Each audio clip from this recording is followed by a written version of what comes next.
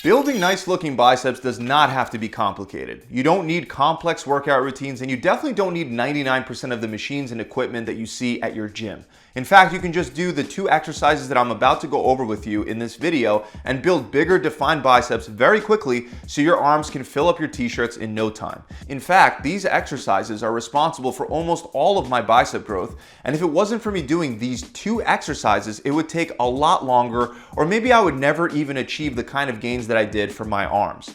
The issue is most people will waste their time getting overly creative and doing a bunch of auxiliary exercises for their arms when they could just be spending that time putting in the reps with the most effective exercises there are. Not only does this save you time, but it actually gets you better results. Before we jump into the exercises, I want you to get a better understanding of how your biceps work so you can actually train them correctly. First of all, as the name implies, the bicep has 2 heads. These consist of a short head, which is on the inside of your arm, and a long head, which is on the outside of your arm. They originate from 2 separate attachment points that connect to the scapula, and then they come together and attach to the radius bone in your forearm. And the reason why this is important is that even though they still are part of one muscle, there are certain hand positions and exercises that target one head over the other more. And we're gonna make sure we hit both of these heads with these 2 exercises. The first exercise is by far the best exercise to add mass and grow your biceps bigger, the barbell bicep curl. By taking a close grip with your hands about shoulder width apart or a little closer, you'll target more of the long head, but this exercise will still hit the short head as well. And if I was to have to choose just one exercise for biceps, the barbell bicep curl would be the one. That's because it allows you to use the strength in both biceps at the same time to lift one weight load. This helps you lift a heavier overall weight load than what you would be able to use if you were using your arms independently, like you would be doing with dumbbells, for example. Lifting more weight is one of the best ways to put on mass on your biceps. As far as execution, it's pretty simple. You're gonna grab the barbell with your hands shoulder width apart, then while keeping your elbows in one place, you're gonna curl the bar up and in towards your shoulders, then without resting at the top, slowly lower the bar back down until your arms are fully extended and repeat for reps. When you're doing this, make sure that your elbows aren't flaring out and make sure they're not driving forward. Instead, try to keep them locked in one place. This way you won't be using your shoulders for momentum. Same thing with your back. Maintain an upright, neutral spine. Do not lean back like you're doing the limbo to get the weight up. With that said, as important as form is, you should also be working on increasing the weight load that you're lifting with this exercise over time, as that's exactly what it takes to add mass on your arms. If you're able to do sets for 9 or 10 reps, that means you can probably up the weight and work on increasing your rep range with that heavier weight load. Once you get to 9 or 10 reps with that heavier weight load, just repeat this process of upping your weight, then upping your rep range, then upping your weight again, then upping your rep range, and in no time, you'll be lifting a much heavier weight for barbell bicep curls, which will add a lot of size to your arms, and is truly one of the only exercises that you actually need. 3 to 5 heavy sets will be more than enough, and then you can add in our second exercise that helped explode my bicep results. And that second exercise is the preacher curl. Now with the preacher curl, I would recommend that you use an easy bar only because it'll make your wrists more comfortable. However, it is fine to use a regular straight barbell for your preacher curls as well. Just like with the regular barbell curls, you could take a narrow or a wide grip. If you're already taking a close grip with the upright barbell curls, then take a wider grip with preacher curls to target the short head of the bicep. And vice versa, if you're taking a wider grip on barbell curls, you can choose a closer grip on preacher curls. You can alternate which one you take, wide versus close, each week or each workout, as long as you're hitting both. The preacher curl is pretty straightforward. You get your chest up close to the machine and rest your armpits on the top of the pad. The back of your arms and your elbows should be resting on the pad as well. Then curl the weight in towards your shoulders and stop before your forearms are perpendicular to the ground so that you're not resting. Then lower back down and repeat for reps. Again, elbows should stay locked against the pad. They should not flare out, and make sure you're not sliding your hips forward or dropping them off the seat and using momentum to lift the weight up. For this one, again, 3 to 5 sets in combination with the standing barbell curls, and I guarantee you'll get amazing results for bicep growth and definition. It's that simple.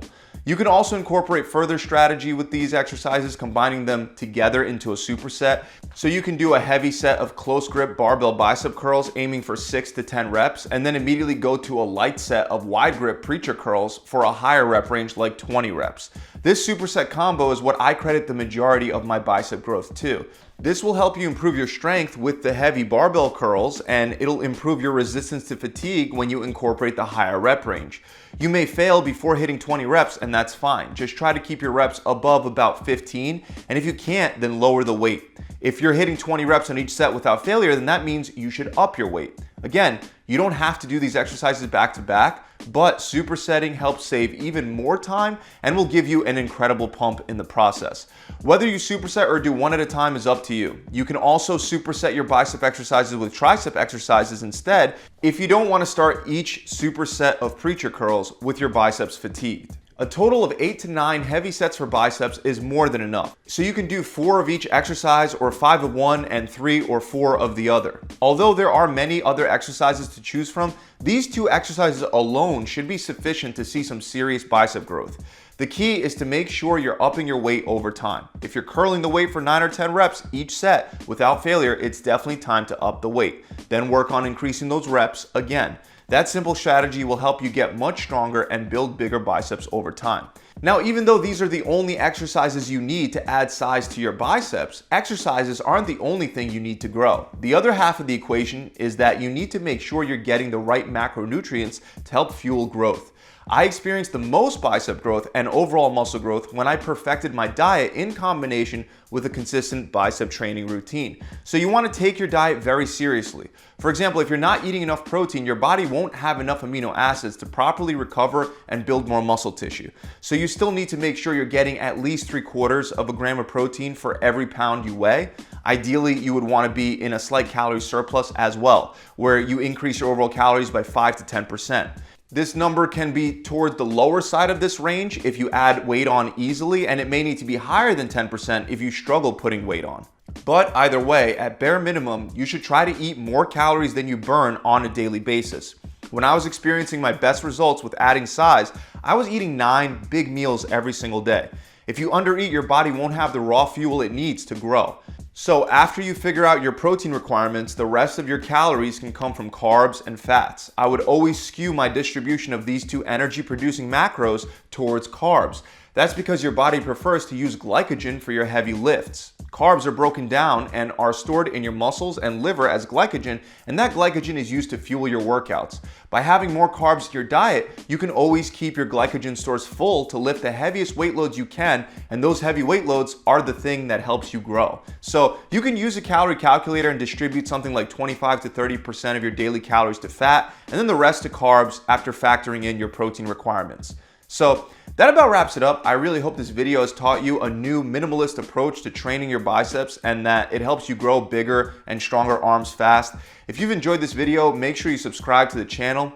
And also, if you try to build muscle, burn fat, and get more defined on your own without seeing the results you were hoping for, I highly suggest you try my free 6-week shred. It's a done-for-you plan that motivates you from day 1 to day 42 to follow through and do your part. And guess what? When you follow the personalized meal plan and you complete your 3 workouts every week, you'll get amazing results. I know, shocking.